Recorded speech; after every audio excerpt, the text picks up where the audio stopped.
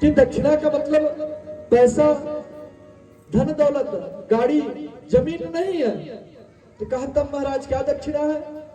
कहा कि आपकी पत्नी गर्भवती है। कहा हाँ महाराज गर्भवती तो है। कहा अगर इससे इस बार पुत्र होगा या पुत्री होगा, अगर पुत्र होगा तो नाम नारायण रखना और पुत्री होगा तो नारायणी रखना।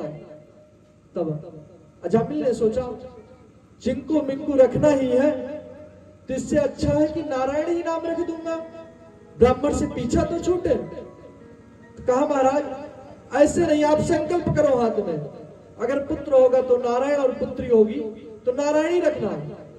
तो अजामिल ने कहा महाराज इस छोटी सी बात पे संकल्प की क्या जरूरत है, क्या आवश्यकता है?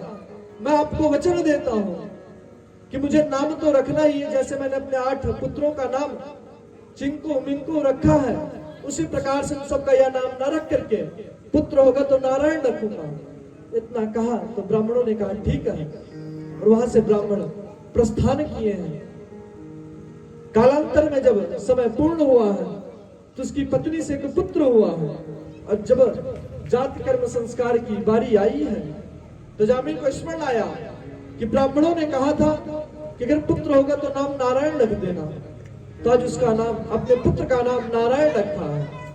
और भगवान की कृपा, क्योंकि भगवान जो कार्य करना या कराना चाहे वो भगवान के अतिरिक्त तो हो ही नहीं सकता। हम कितना भी अपना सर पटक लें क्या कार्य हमें करना है वह होने वाला नहीं है, क्योंकि जब तक गोविंद नहीं चाहेगा तब तक हम कितना भी कुछ कर लें, कितना भी धन रख लें, कितना भी कुछ रख लें, कथा भी श्रवण नहीं कर पाते हैं। और जब भगवान की कृपा हो जाती है तो धन हो या ना हो फिर भी वह कथा आरंभ हो जाती है। उस बालक से इतना प्रेम हुआ कि उठते बैठते सिर्फ और सिर्फ नारायण नारायण का रट लगाने लगा। खाते पीते नारायण, सोते उठते बैठते नारायण, कुछ भी कार्य करता तो नारायण नाम का जप करता, नारायण नारायण ही कहता। और 85 वर्ष की आयु हुई है। यमराज के पार्षद लेने के लिए अजामिल को आए हैं।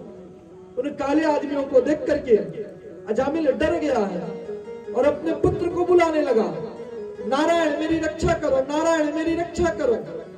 दूरे क्रीडन का सक्तम पुत्रम नारायणाभया प्लावितेना स्मरणोचै आजुहावकुलेन्द्रिया।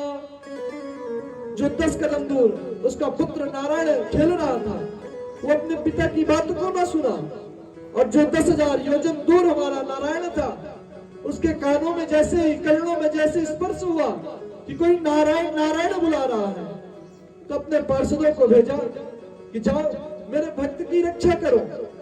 और भगवान के पार्षद जैसे ही पहुंचे हैं अजामिल के पास, देवराज के पार्षदों ने कहा महाराज इसने आपके पुत्र को नहीं पुकारा है, आपके भगवान को नहीं पुकारा है, इसने अपने पुत्र को पुकारा है। तो भगवान के पार्षदों ने कहा अरे मूर्खों, इस पुत्र का नाम नारायण आज है, परंतु यह नारायण नाम अनादिकाल से है। आज इसका बालक 1 वर्ष का हुआ है, 10 वर्ष का हुआ है, तो 10 वर्ष से इस नारायण नाम है, परंतु जो हमारा नारायण है वह 10,000 योजन दूर है और 10,000 वर्ष पहले से है। जब पृथ्वी पर कुछ भी नहीं था तब भी नारायण थे, जब पृथ्वी पर सब कुछ है तब भी नारायण है, जिस दिन पृथ्वी पर कुछ भी नहीं रहेगा तब भी नारायण रहेंगे। तो यमराज के पार्षदों ने खूब भगवान के पार्षदों को समझाने का प्रयत्न किया, परंतु भगवान के पार्षदों ने एक भी ना सुना। अंतोगत्वा अंतिम समय में यमराज के पार्षदों को मार करके भगवान के पार्षदों ने भेजा है। और यमराज के पार्षद जैसे ही यमपुरी में पहुंचे हैं, अपना बुरिया बिस्तर उठाया और फेंक दिया। कहा महाराज हमें आज से आपकी नौकरी नहीं करनी। यमराज ने पूछा क्यों नौकरी नहीं करनी? कहा हम रिजाइन देते, आज से हम नौकरी छोड़ते हैं। कहा क्यों छोड़ते हैं, क्या बात है, क्या कष्ट हुआ तुम्हें? कहा महाराज आपने जिस पापी को लाने के लिए भेजा था, हम उसको लेने के लिए जब गए तो 2 पार्षद पीले वस्त्र धारण करके आए हैं और हमें मारने लगे। तो कहा क्यों मारने लगे? कहा कि जिस पापी को लेने के लिए हम गए थे, उस पापी ने अपने पुत्र को पुकारा। तो कहा पुत्र को क्यों पुकारा? कहा उसके पुत्र का नाम नारायण था। जैसे ही यमराज के मुख कान पर जैसे ही नारायण नाम स्पर्श हुआ है, यमराज अपने आसन को छोड़ करके दौड़े हैं और भगवान के पार्षदों के मुख पर हाथ रखा। कहा रे मूर्ख, किसका नाम ले रहे हो?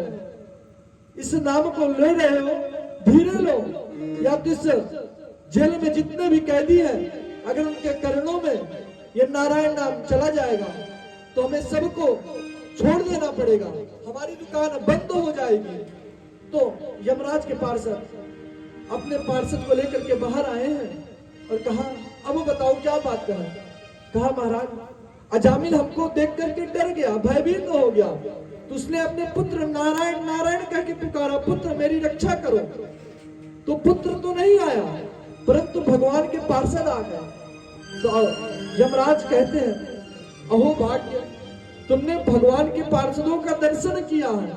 मेरे तो जीवन कितने भी पुण्य नहीं है कि मैं भगवान के पार्षदों का दर्शन कर लूं, क्योंकि भगवान के पार्षदों का जहां दर्शन करो या भगवान का करो, उद्धार दोनों में होना। हरि के भजन बिनु